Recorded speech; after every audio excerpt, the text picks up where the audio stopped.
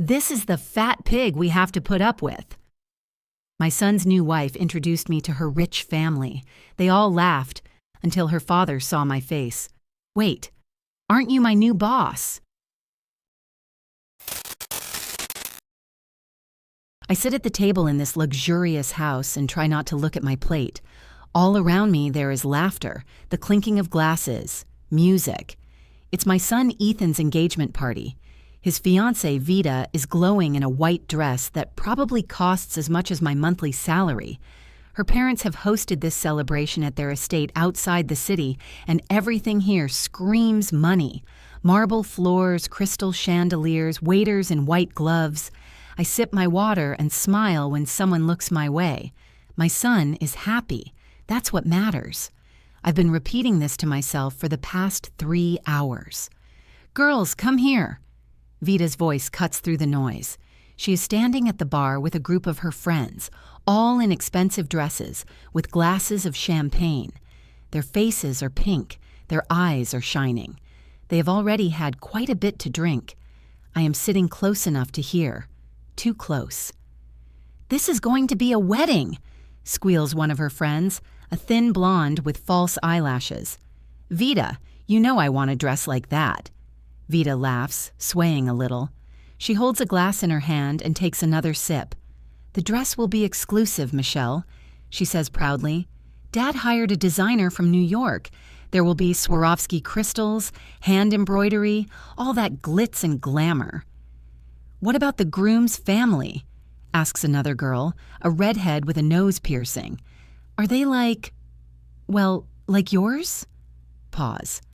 I freeze with a glass in my hand. No. Vida waves her hand. Ethan only has his mother. His father disappeared a long time ago. He has no brothers or sisters. She lowers her voice, but not enough. That fat pig we have to put up with. Laughter. Friendly, loud laughter. I don't move. The glass in my hand suddenly becomes heavy, as if made of lead. My heart is pounding in my throat. She didn't call me by name. She didn't point a finger, but everyone understands. Ethan has no other relatives at this party, only me.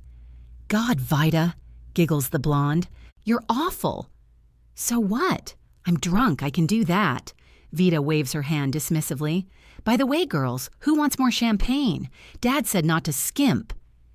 They walk away to the drinks table, and their voices dissolve into the general hubbub. And I sit and stare at my plate. There is a piece of salmon on it that I haven't touched. Suddenly, I feel bored. Fat pig. I knew Vida didn't like me. I saw her looks, heard her snide remarks in passing. But to hear it, so loud, so public. Mrs. Green? I look up. Standing in front of me is a man of about 55 in an expensive suit with neatly gray temples. Vida's father, Terry Woodbridge. Yes? I force a smile. We haven't been formally introduced. He extends his hand. Terry Woodbridge, father of the bride. I stand up and shake his hand. He looks at me, and suddenly his face changes. His eyes widen. His smile freezes. Wait. He looks at me more closely.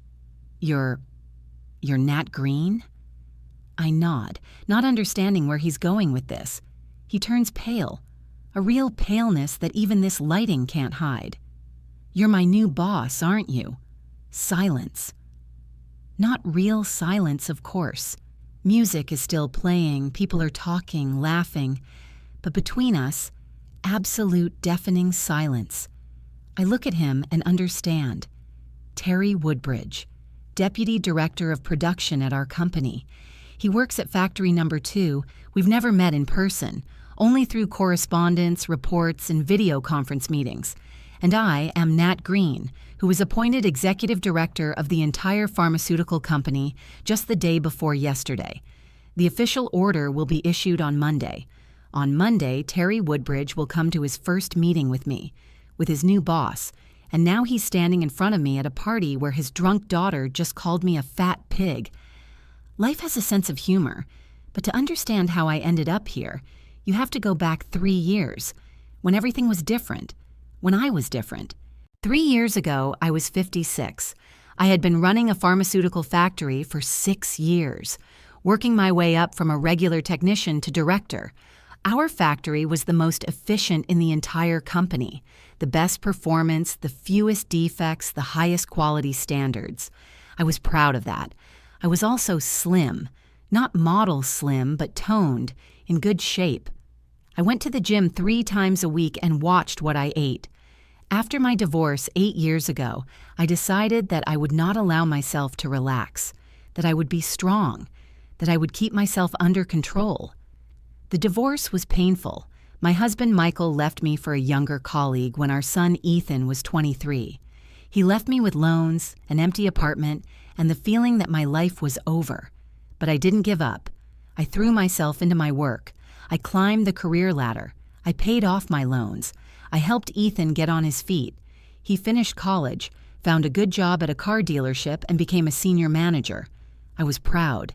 And then, a year ago, something broke. At first, I just felt tired. Constant, exhausting fatigue that didn't go away even after sleep. Then cold. I was cold even in the summer. My concentration dropped. My memory got worse. I thought it was just age, stress, work. Then I started gaining weight. Fast, rapidly. 5 kilograms in a month. Then another 5. I tried dieting, increased my workouts, but nothing helped. My clothes no longer fit. The mirror became my enemy. Finally, I went to the doctor. Tests showed hypothyroidism. My thyroid gland had stopped working properly. My hormones were out of whack. My metabolism slowed down. It can be treated, said the doctor, but it will take time to find the right dosage. The weight will come off, but gradually. In a year, I gained almost 20 kilograms. My self-esteem hit rock bottom. And right then, 6 months ago, Ethan introduced me to his new girlfriend. Vita was beautiful, really beautiful. Long blonde hair, flawless skin, a figure straight out of a magazine. She came to my house wearing designer clothes and carrying a handbag that cost more than my monthly salary. "Oh, Nada," she said, hugging me at the door. "I'm so happy to finally meet you. Ethan has told me so much about you." Her smile was perfect. Too perfect. "Please come in," I said, stepping aside to let them into the apartment. Dinner went well. Vita was polite and talked about herself. She had graduated from university with a degree in marketing, but wasn't working at the moment because she was finding herself. "You know, I want to find something that really suits me," she said, playing with her fork. "Not just a job for the money. Something meaningful." I nodded and listened. Ethan looked at her with loving eyes. And then, when I served dessert, Vita looked at the cakes and said, "Oh, Nate, are you sure you want another one?" Her voice was light, almost caring. "You know, my mom says that after 50, metabolism is everything. You have to control yourself." Silence. Ethan didn't notice anything strange. He just took a cake and smiled. But I felt a sting, a sharp, painful sting. I smiled and said, "Thanks for the advice, Vita." That's how it started. Little jabs, almost imperceptible. "Oh, that dress is a little tight on you. Maybe another one would be better?" "You know, healthy eating is so trendy right now, I can recommend a great nutritionist." "Ethan says you used to go to the gym. Maybe you should go back." Every sentence sounded like concern, but underneath it was poison. I kept quiet. I didn't want to ruin my relationship with my future daughter-in-law. Ethan was happy, and that was the main thing. But now, standing in this luxurious house, hearing those words, "fat pig," I realize I was wrong. Terry Woodbridge is still standing in front of me, turning paler by the second. "Mrs. Green, I didn't know." He stammers, searching for words.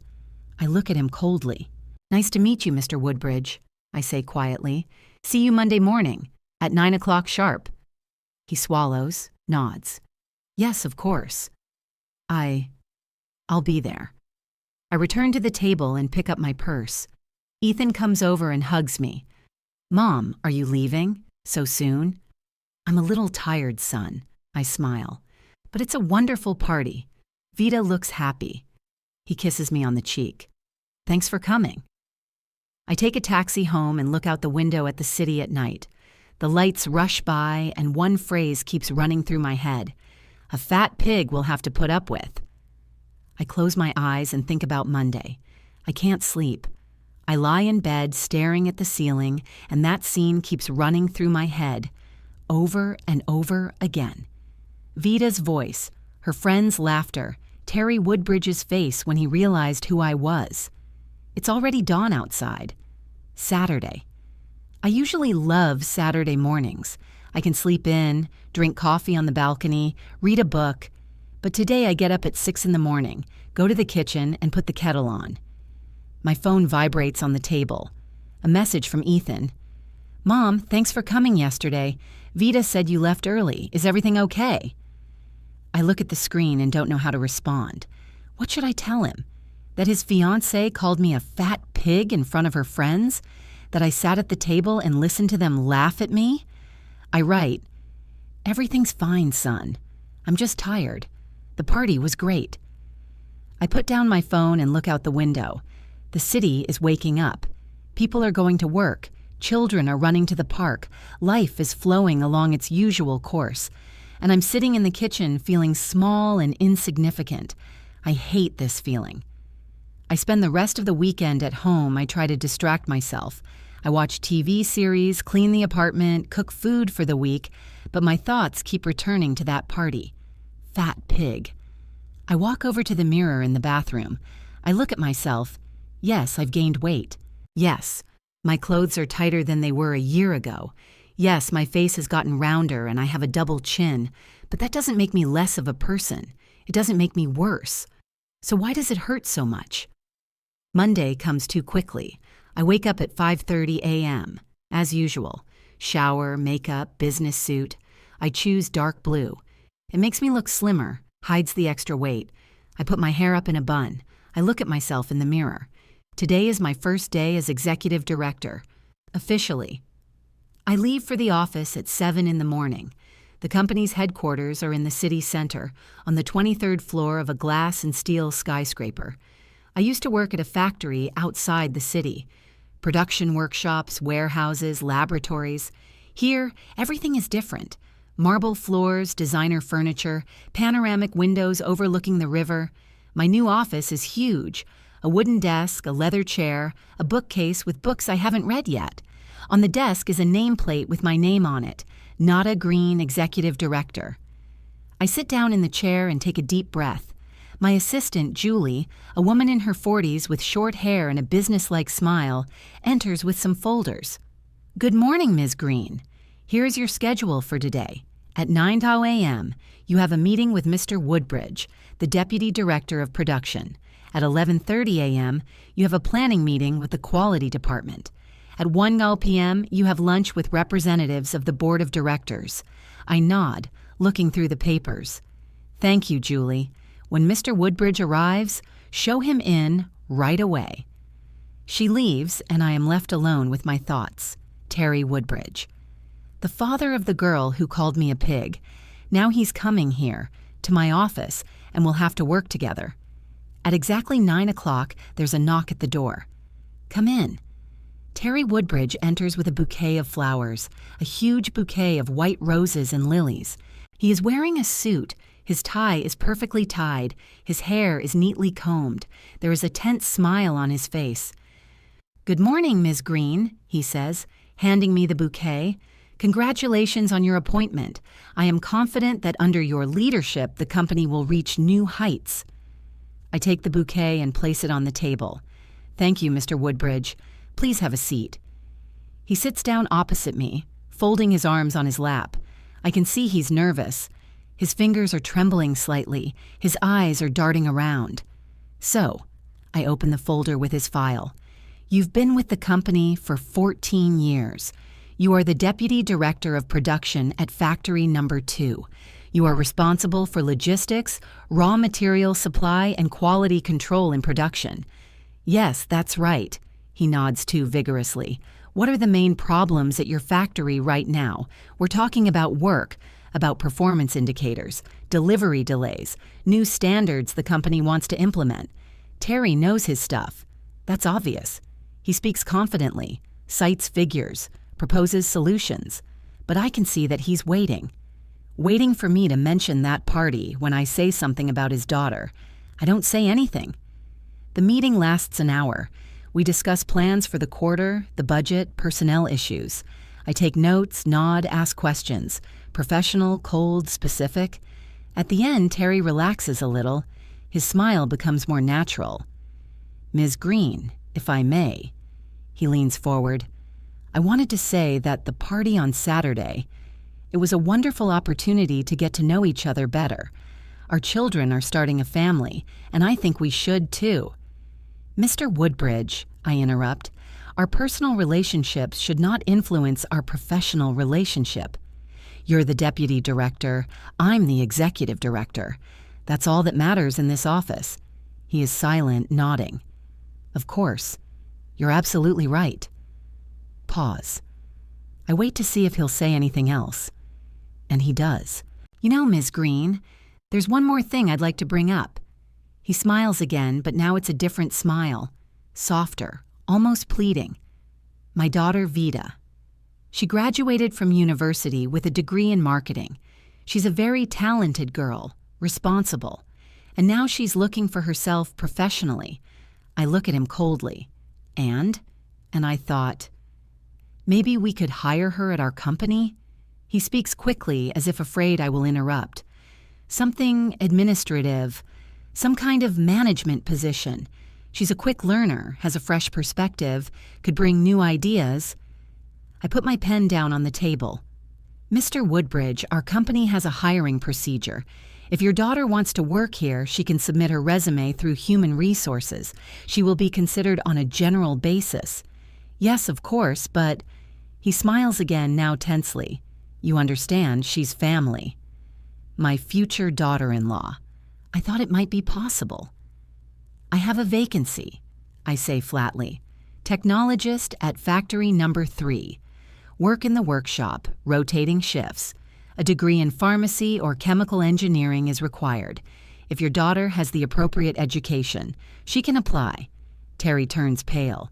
"Technologist, in the workshop. But Vida graduated with a degree in marketing.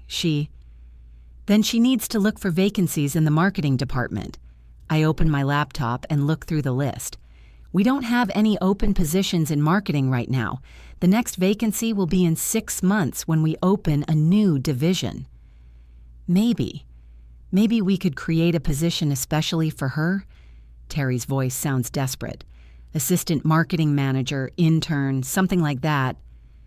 I look at him for a long time, silently. He holds my gaze, but I can see him fidgeting in his chair. "Mr. Woodbridge," I say quietly but clearly, "in our company, all managers started at the bottom. So did I. I came here as a regular technician 20 years ago. I worked in the shop floor, stood at the machines, wore a lab coat and a mask. I climbed the ladder through hard work, through results, through years of experience, not through connections." I pause. "If your daughter wants a career in our company, she'll have to build it just like everyone else. If she's not ready for that, she should look for a job elsewhere." Terry sits motionless. His face shows disappointment, anger, confusion, all at once. I understand," he finally says. "Great." I close the folder. "If you have no further questions, you may go. Julie will send you a plan for next week." He gets up and takes his briefcase. He turns at the door. "Ms. Green, I hope our family ties won't affect our working relationship." I look at him coldly. "Mr. Woodbridge, as long as you do your job well and on time, we won't have any problems. But if you think that family ties give you any privileges, you are mistaken." He swallows, nods, and leaves. I am left alone in the office. I look at the bouquet of roses he brought. They are beautiful, expensive, perfectly chosen. I take the bouquet and bring it to Julie. "Put them somewhere in the conference room," I say. "They're in my way here." I spend the rest of the day in meetings, conferences, and phone calls. Work consumes me completely, and that's good. I don't want to think about Terry Woodbridge, about Vida, about that party. But in the evening, when I return home, the phone rings. It's Ethan. "Hi, Mom." "Hi, son." "Listen, Vita wants to meet you. She says you could go for coffee together, get to know each other better." I sit down on the sofa and take off my shoes. "Ethan, I have a lot of work right now. A new job, a lot of things to do. Mom, please. It's important to me. Vita is trying really hard. She wants you two to be friends." I close my eyes. "Okay, tell her to text me. We'll work something out." "Thanks, Mom. You're the best." He hangs up and I sit on the couch in the dark, wondering what she has in mind. Vita texts me on Wednesday evening. It's a long message, with emojis, exclamation marks, and hearts. "NATO, I'm so glad you agreed. How about tomorrow at 3? I know a great coffee shop on Maple Street. They have such delicious cappuccino. I can't wait to talk to you." I look at the screen and feel tired, but I promised Ethan. I write briefly. "Okay, tomorrow at 3 p.m. Send me the address." The next day, I leave the office at 2:30 p.m. Julie looks surprised. I never leave early. "I have a personal meeting," I explain. "If something urgent comes up, call my cell phone." The coffee shop on Maple Street turns out to be one of those places where coffee costs as much as lunch in a normal restaurant. The interior is loft-style, with copper lamps and quotes about life written in calligraphy on the walls. Young girls sit at the tables with their laptops and almond milk lattes. Vita is already here. She is sitting by the window in a white sweater and jeans, her hair down, her makeup perfect. When she sees me, she smiles broadly and waves her hand. "Nato, there you are." I approach and sit down opposite her. The waitress immediately comes over. "What would you like?" "An Americano, please," I say. "And another matcha latte with coconut milk for me," adds Vita. "And 2 macarons, please." The waitress leaves, and Vita leans over the table toward me. "I'm so glad you found the time. I know you're really busy right now," Ethan told me. "Being an executive director is so cool." "Thanks," I say, folding my arms on the table. "You know, I really want us to be friends," she continues. "We're practically family, and I think we could have a great time together, going shopping, to the spa, brunch." I listen and think, does she really think I'm going to fall for this? The coffee arrives. Vita takes a sip of her green drink and puts down her cup. "You know, Nat, I wanted to talk to you about something." She pauses, smiles. "Dad said he talked to you about a job about me possibly joining your company. Here we go." "Yes, he mentioned it," I say neutrally. "And you said there was a vacancy for a technologist." She laughs as if it's a joke. "But you understand that it's not really what I'm looking for." "I'm a marketer. I graduated from university with honors. Vito," I interrupt gently. "The company has hiring procedures. I can't create positions specifically for someone. It would be unfair to other employees." She frowns, but the smile doesn't disappear. "Yes, I understand, but, well, you're the CEO. You can make such decisions." She leans closer, her voice becoming almost confidential.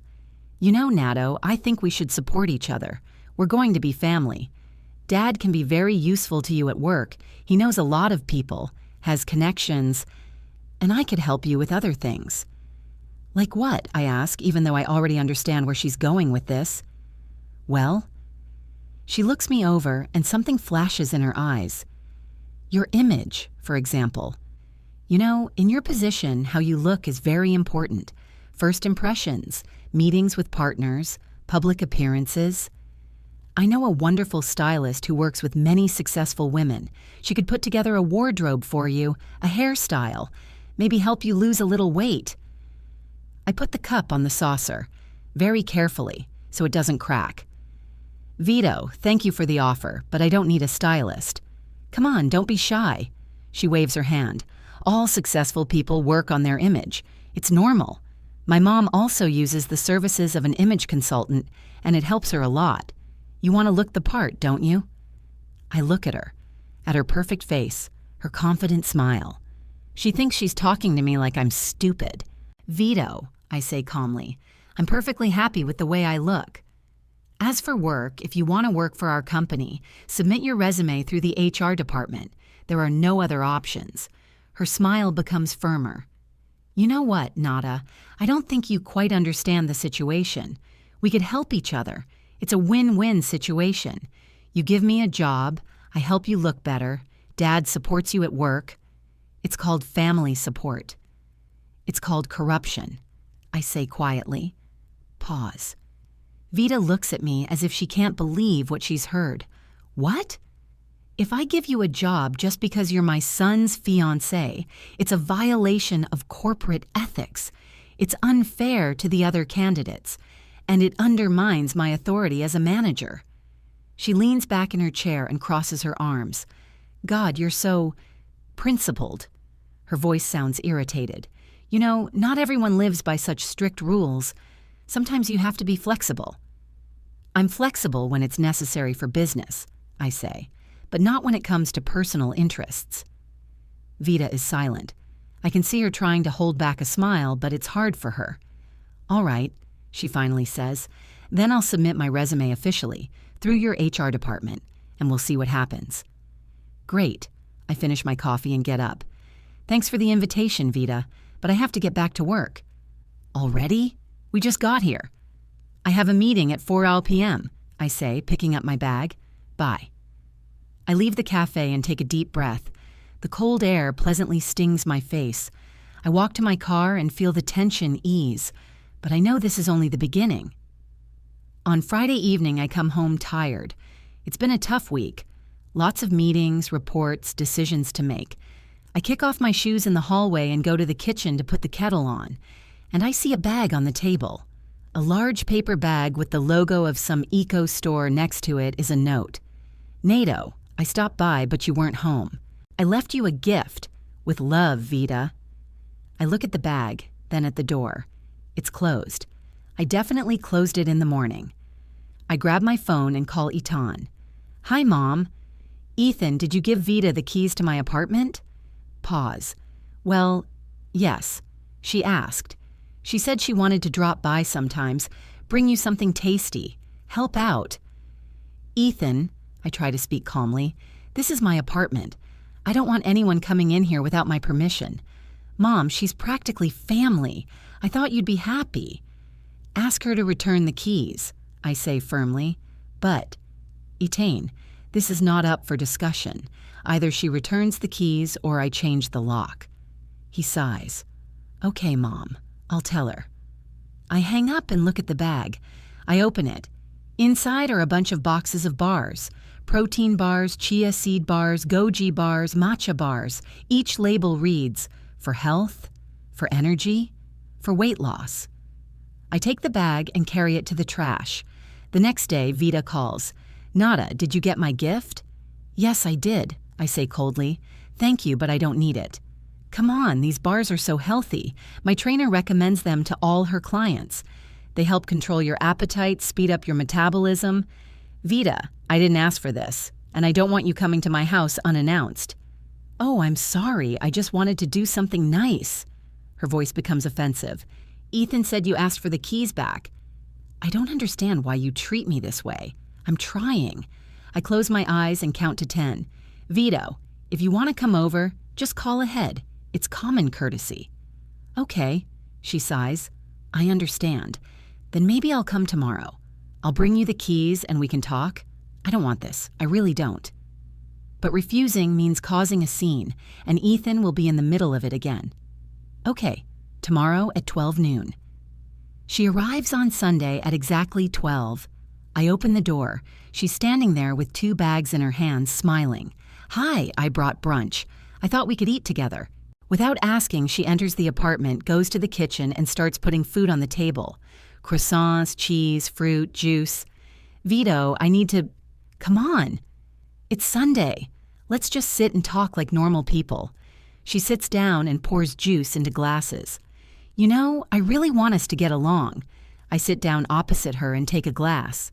Vito, why are you so insistent on working for our company? There are plenty of other places you could work. She takes a bite of a croissant, chews, then replies, because your company is one of the best in town, and because we're family. Why not work together? Because it complicates everything, I say honestly. Work relationships and family relationships are different things. It's better not to mix them. Oh, don't be so dramatic. She waves her hand. Lots of people work in family businesses. It's normal. Our company is not a family business. She looks at me, and suddenly her face becomes serious. Nada, why are you so against me? She asks quietly. What did I do to you? I remain silent. The phrase, fat pig we have to put up with, keeps running through my head. Nothing, I finally say. I just think professional boundaries are important. She stands up, comes over to me, and puts her hand on my shoulder. You know what? I think you're just used to controlling everything. But sometimes you have to be able to trust people. Let go. I'm not your enemy, Nat. I want to be your friend, your ally. I look at her hand on my shoulder, then at her face. She's smiling, but her eyes are cold. Thanks for brunch, I say, standing up, but I have to get back to work. She takes her hand away and nods. Of course. I understand. You're a very busy woman. She walks to the door but turns back at the exit. By the way, I submitted my resume to your HR department. As you said, I hope they consider it fairly. Of course, I say. When she leaves, I lock the door and lean my back against it. I feel exhausted. The phone rings. It's Ethan. Mom, Vita says you seemed cold. What happened? Nothing happened, son, I say wearily. I'm just tired. Mom, try a little harder. For me, please. I close my eyes. Okay, Ethan, I'll try. But I know Vita won't back down. She'll keep pushing until she gets what she wants, and I need to be ready. On Monday, I go to the electronics store. I buy a small voice recorder. It's the size of a lighter and fits in my pocket. The salesperson explains how to use it. This is one of the best models. It records up to 8 hours and has excellent sound quality. Perfect for lectures, meetings, or for personal conversations, I add. He nods without asking any unnecessary questions. I put the recorder in my bag and go home. I don't know if I'll need it, but it's better to be prepared because I feel something coming, something unpleasant, and I need to protect myself. 2 weeks pass in a strange tension. Vita calls me every other day. She asks how I am, what's new at work, if I want to go to yoga with her. I answer briefly, politely, but coldly. Ethan calls too. He says Vita is upset that she's trying so hard and I'm not meeting her halfway. Mom, I don't understand what happened, he says one evening. You used to be so friendly to my girlfriends. Why is it different with Vita? I sit on the couch with a cup of tea and look out the window. I'm just tired, son. My new job takes a lot of energy. But that doesn't mean you have to be cold to my fiancé. I want to tell him the truth. I want to tell him about that party, about the phrase, fat pig, about how Vita comes to me with diet bars and stylist offers, about how she tries to manipulate me, to use family ties for her career. But I keep quiet, because if I say anything, it will look like a complaint, like weakness, like I can't get over a stupid rumor. I'll try to be more friendly, I say, but there's a voice recorder in my robe pocket. Every time Vita comes over, I turn it on, just in case. On Wednesday evening, Vita calls me. Nada, can I come by tomorrow? I want to talk about something important. I look at the calendar. Thursday. Ethan is working until 9 p.m. They're having a sale at the car dealership. What time? I ask. How about 5 p.m.? I'll be quick, I promise. Something in her voice makes me wary. It sounds different, without the usual sweetness, just firm. Okay, I say, tomorrow at 5. I feel anxious all Thursday. I can't concentrate at work, constantly checking my watch. Julie asks if everything is okay. Yes, just a headache, I say. At 4:30 p.m., I go home. I change into my home clothes, pants and a sweater. I put the kettle on. I check the voice recorder. It's charged and ready to go. I put it in the pocket of my robe, which is hanging in the kitchen. At exactly 5 p.m., the doorbell rings. Vita stands on the threshold without a smile. She is wearing jeans and a jacket, her hair tied back in a ponytail. She looks tired. Hi, she says. Can I come in? Of course. She comes in, takes off her jacket, and goes into the kitchen. I follow her, turning on the voice recorder in my robe pocket. It doesn't make a sound. Tea? Coffee? I ask. No, thank you, she says, sitting down at the table and folding her arms.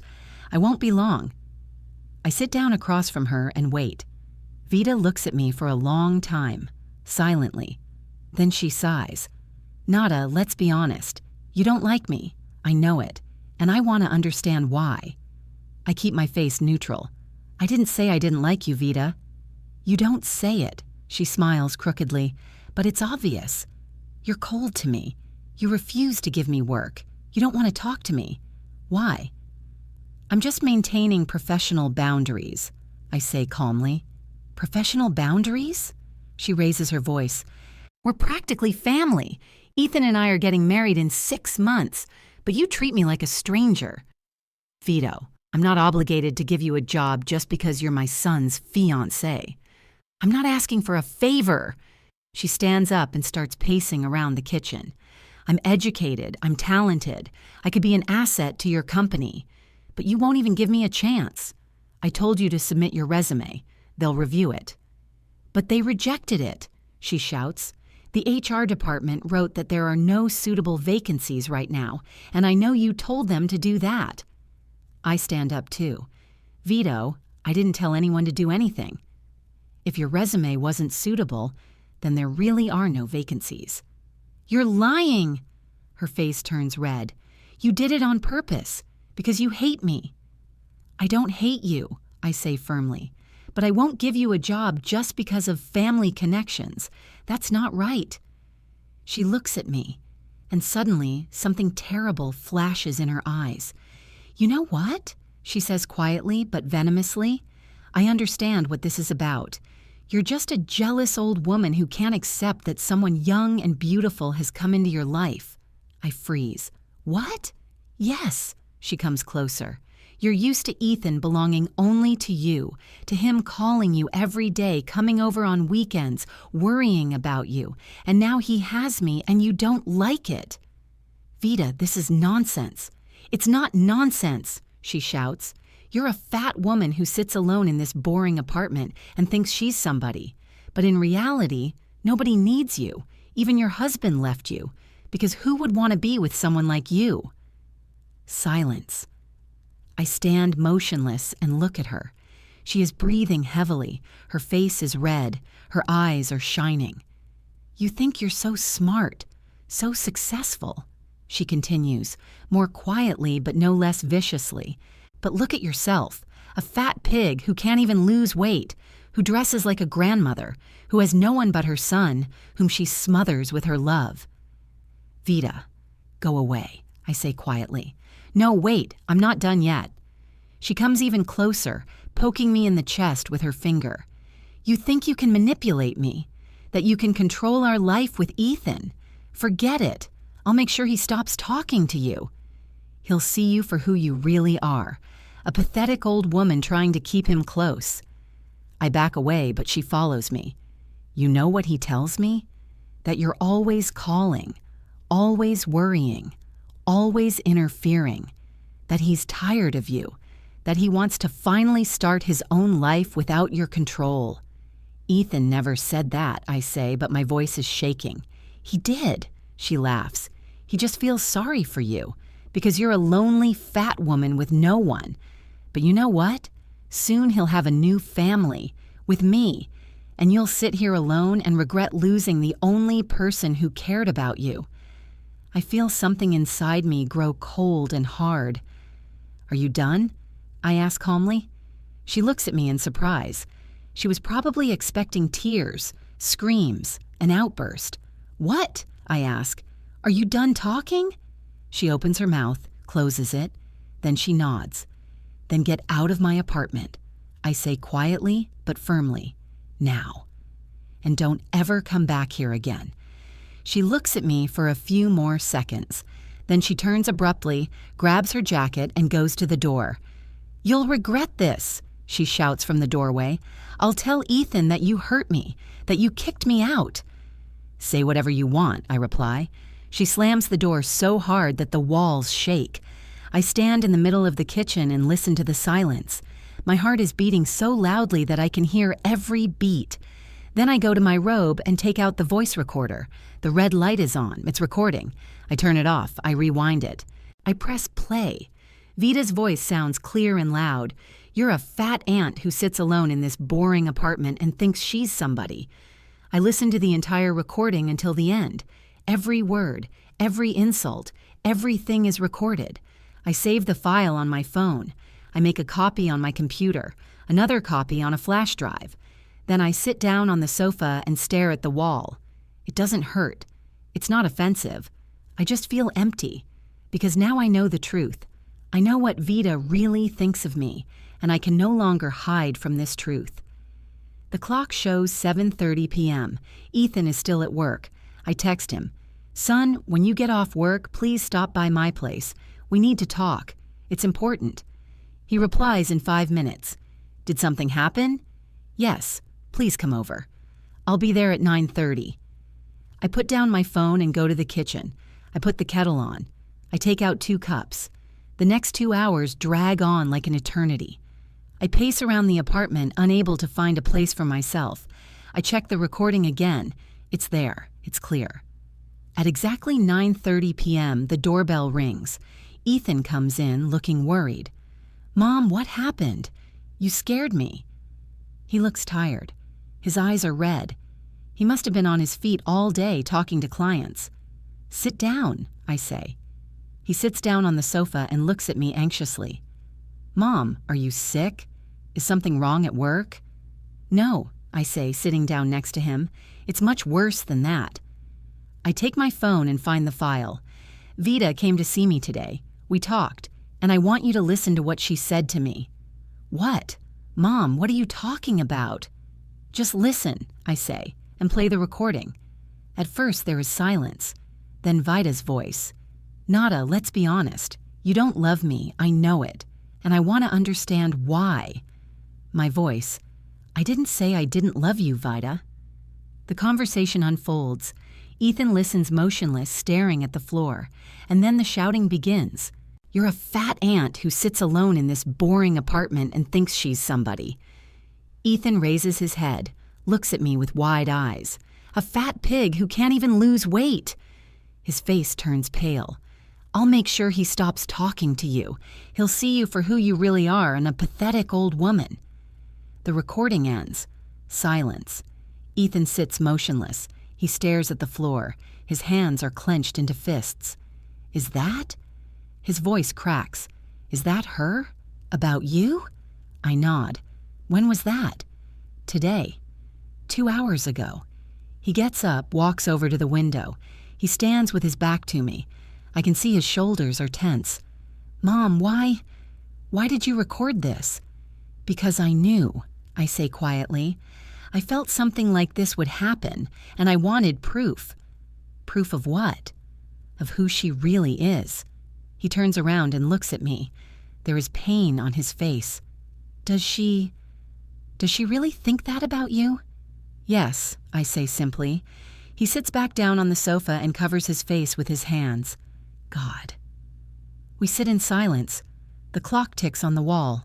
Finally, Ethan lowers his hands. "I'll talk to her," he says quietly. "Ethan." "No, Mom, don't. I'll do it myself."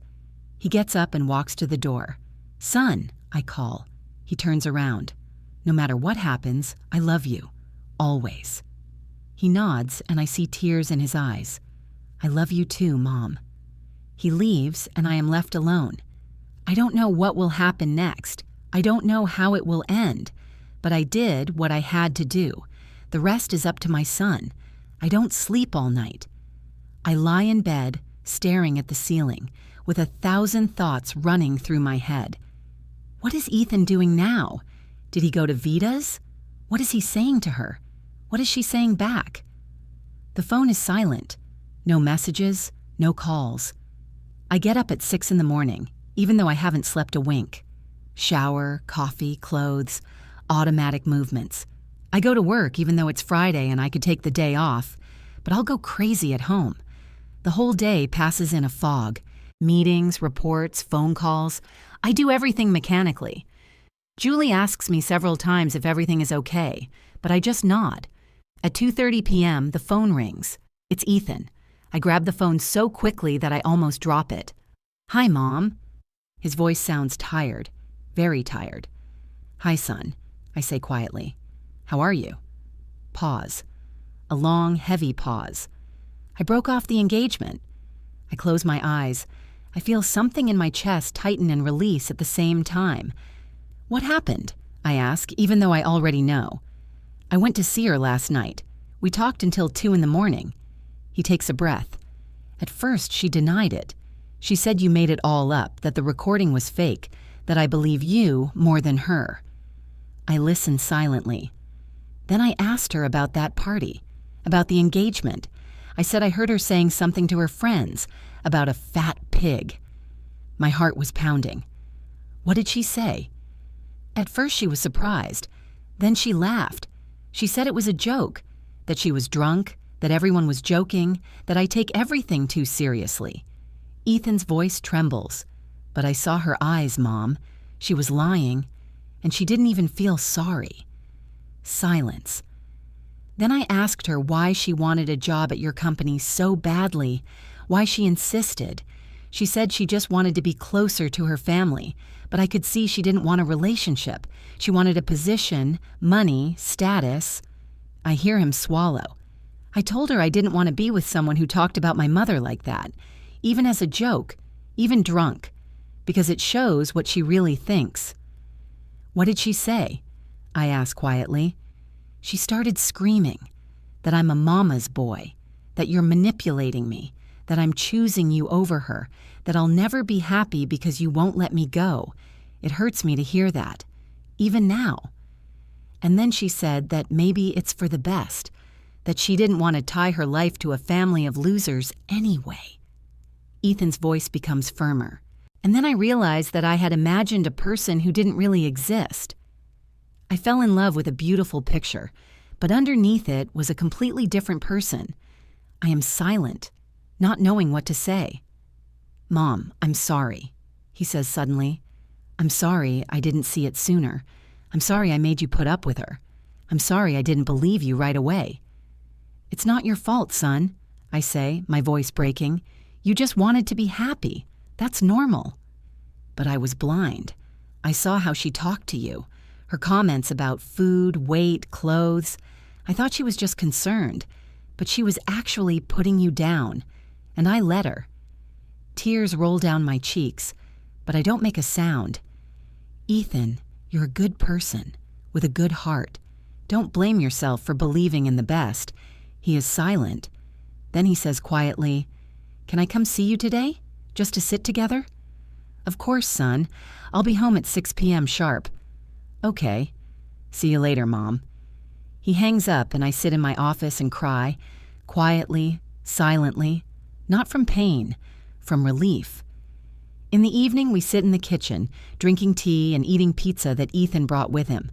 We talk. For the first time in many years, we talk really openly.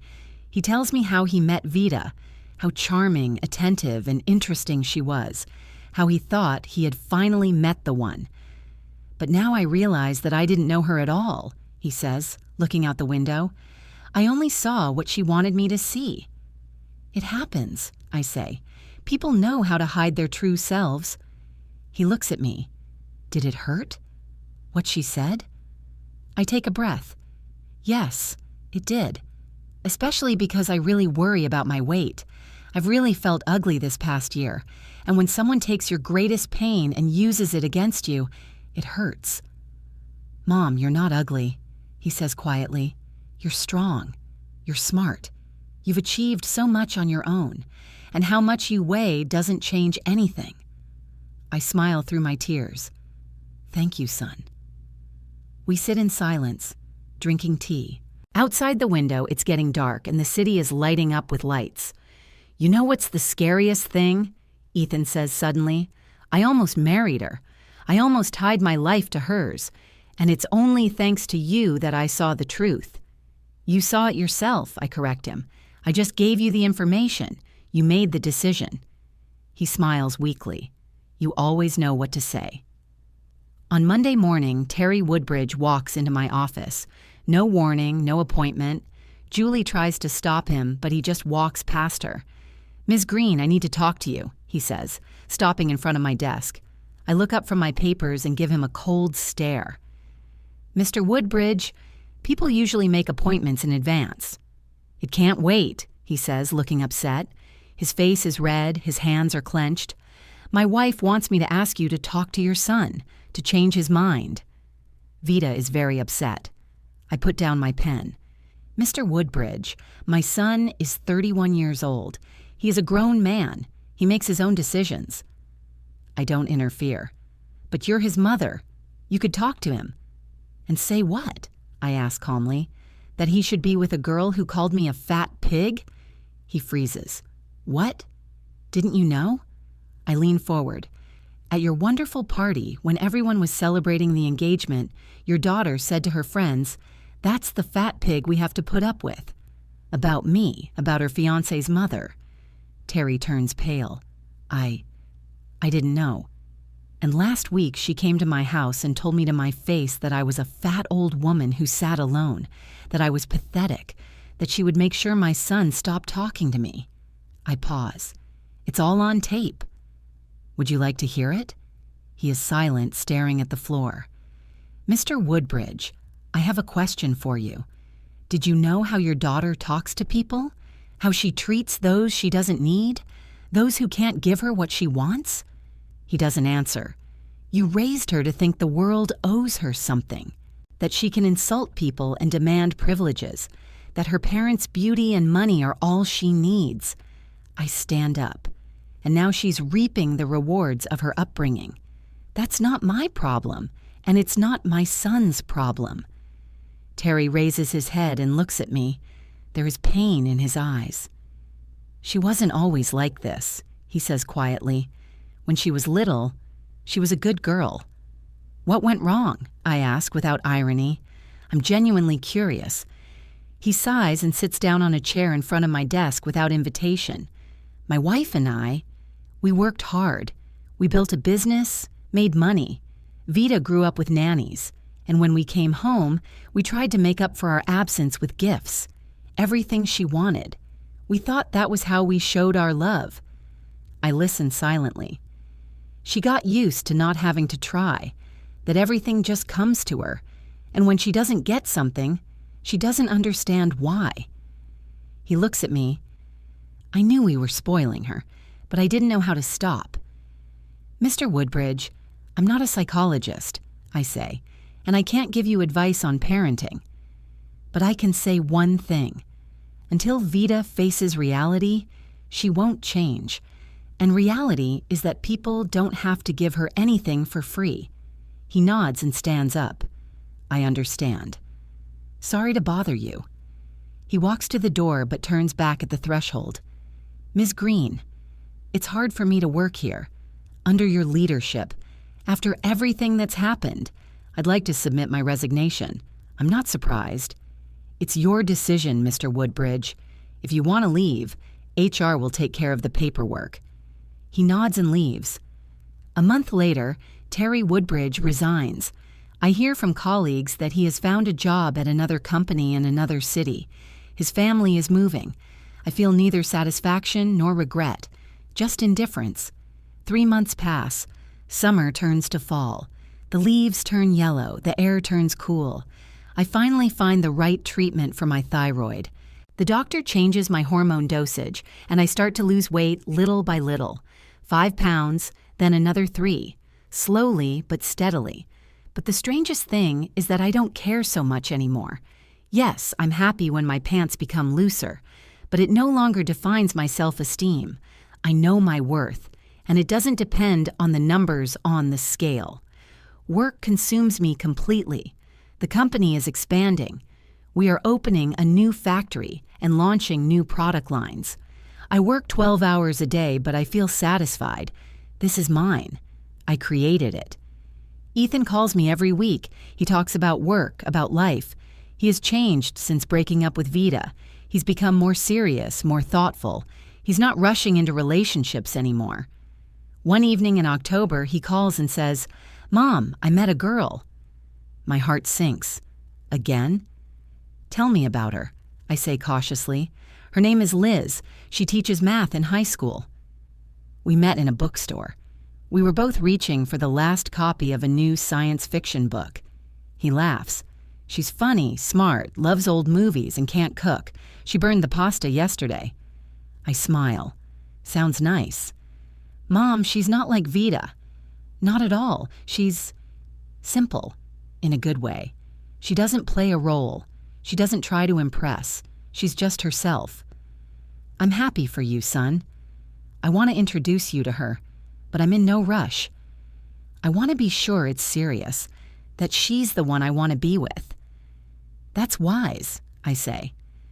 "Vita taught me one thing," he says quietly, "that a pretty package doesn't mean good contents, that you have to look deeper.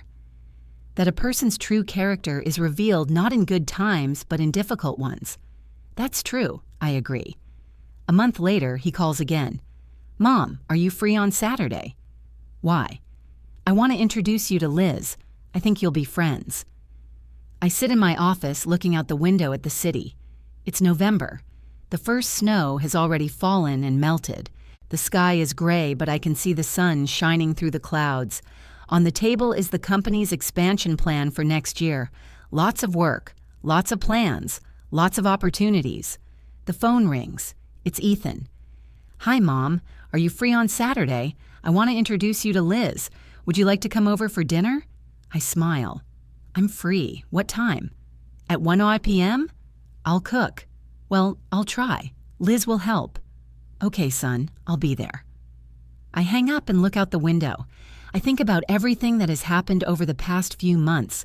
The pain, the humiliation, the anger. How I wanted to get revenge, to hurt her back. But I didn't do it. I just stayed true to myself. I didn't give in. I didn't let her manipulate me. I didn't save my son. He made his own choice. And that's the most valuable thing. I think about Vita. I wonder where she is now. Has she changed? Has she understood anything? Probably not. People like that rarely change. But that's not my problem anymore. I look at my reflection in the window pane. I see a 59-year-old woman with gray hair, wrinkles around her eyes, and a figure that is far from ideal. But I also see a strong woman. A woman who has gone through divorce, loneliness, humiliation, and has not broken. A woman who has built a career from scratch. A woman who has raised a wonderful son, and I am proud of myself. My phone vibrates. A message from Ethan. "Liz is very nervous. She says she's afraid you won't like her. I told her you're the best. I love you, Mom." I smile and write back. "Tell her I already like her, because she makes you happy.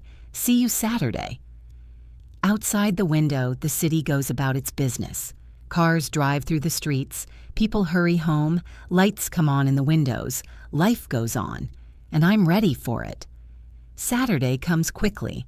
I go to Ethan's with a bouquet of flowers and a pie I baked in the morning. I'm a little nervous.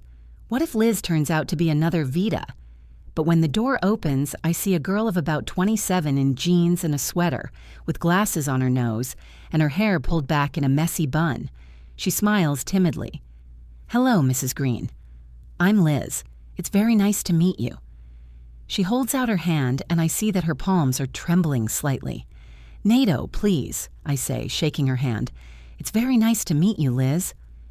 Lunch is warm and friendly. Ethan really tried to cook. The chicken is a little dry, the potatoes are too salty, but you can see the effort. Liz talks about her work, the children she teaches, how difficult it is to explain to teenagers why they need algebra. She is funny, sincere, a little awkward. She spills salt, almost knocks over a glass, blushes when Ethan looks at her. And I see how my son looks at her, with tenderness, with warmth, not with crazy admiration, like with Vita, but with something deeper, with calmness. After lunch, we sit in the living room, drinking tea. Liz talks about her family. Her mother is a nurse. Her father is a truck driver. She grew up in a small town, won a scholarship to study, and moved here 5 years ago. I always wanted to teach, she says. I know it's not the most lucrative profession, but when you see the light of understanding in a child's eyes, it's worth it. I nod. That's true. A job you love is always worth more than money. She smiles. Ethan told me you're the executive director. That's incredible. I can't imagine how much energy that takes. A lot, I agree, but it's worth it. As I'm getting ready to go home, Liz comes up to me in the hallway. Ms. Nato, she corrects herself. Thank you for coming. I know this is very important to Ethan. To me, too, I say sincerely. She hesitates, then says quietly, Ethan told me about his ex-fiancée, about what happened. I want you to know that I'm not like that. I'm not going to try to change you or get anything from you. I just want to be with your son. Because he's wonderful. I look at her and see sincerity in her eyes. I'm glad he found you, Liz, I say. Very glad. I drive home and feel light. For the first time in many months, I feel truly light. Life is falling into place. Work, meeting Ethan and Liz every 2 weeks, weekends when I read books, and just relax. I don't think about Vita anymore. I don't regret what happened, because it all led me here, to peace, to understanding my own worth. In December, when the city is covered with snow and holiday lights, Ethan calls me in the evening. Mom, are you sitting down? Yes, why? I proposed to Liz. She said yes. My heart swells with joy. Son, I'm so happy for you. Thanks, Mom. His voice is warm. And thank you for everything, for not letting me make the biggest mistake of my life, for always being there for me. I close my eyes and smile. I'll always be here for you, Ethan. Always. I hang up and look out the window at the city at night. The lights, the snow, the stars that are barely visible through the city lights. I think about how strange life is, how it throws challenges at you when you least expect it, how sometimes the greatest pain leads to the greatest growth. I didn't become slimmer. I didn't get younger. I didn't become perfect, but I became stronger, more confident, more free, and that's what matters most. Outside the window, the city is falling asleep, and I'm sitting in my apartment drinking tea and smiling. Life goes on, new, different, mine, and I'm ready for it.